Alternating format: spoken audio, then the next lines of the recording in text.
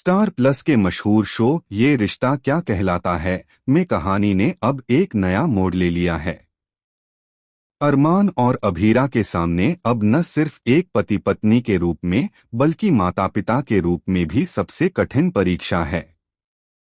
दोनों की जिंदगी में इस वक्त बहुत उथल पुथल मची हुई है। मायरा को यह लगने लगा है कि उसके मम्मी पापा उसके खिलाफ हैं।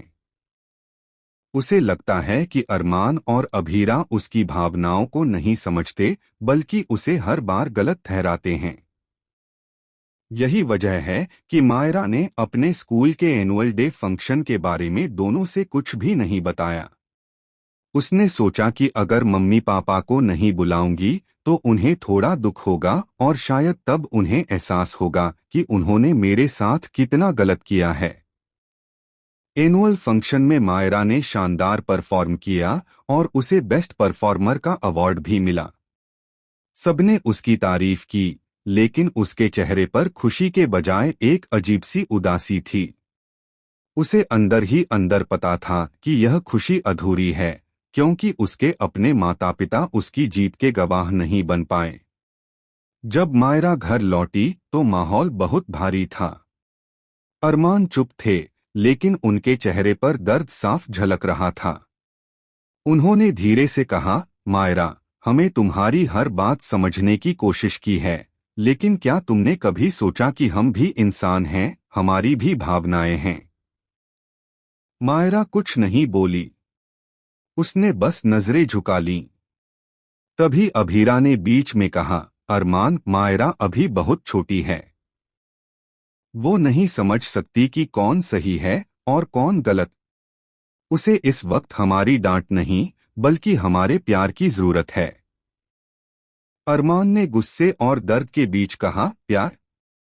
जब वही बच्ची हमारे झूठे वीडियो देखकर हमें गलत समझने लगे तब क्या करें? समाज हमें समझे या न समझे, लेकिन जब अपनी ही बेटी हमें गलत ठहराने लगे तो टूट जाता है इंसान। अभीरा की आंखों में भी आंसू थे। उसने अरमान का हाथ थामा और कहा, हमारी बेटी डर और भ्रम के बीच फंसी हुई है। उसे यह नहीं पता कि दुनिया कितनी खतरनाक हो चुकी है, जहां एआई और सोशल मीडिया किसी की भी इज्जत मिनटों में मिट्टी में मिला सकते हैं। इसी दौरान कहानी एक और मोड़ लेती है। सोशल मीडिया पर एक फेक वीडियो वायरल हो जाता है जिसमें अभीरा को बदनाम किया गया है। लोगों ने उसके नाम के कटआउट और पोस्टर बनाकर उनके घर के बाहर जलाए। कुछ लोगों ने तो उनके दरवाजे पर अपशब्द लिखे और वीडियो के नीचे गंदी टिप्पणियां की। अरमान और अभीरा इस मानसिक और भावनात्मक यातना से टूट चुके हैं। आखिरकार वे पुलिस स्टेशन पहुंचते हैं शिकायत दर्ज कराने के लिए, लेकिन वहां जो होता है उसने दर्शकों को झकझोर दिया।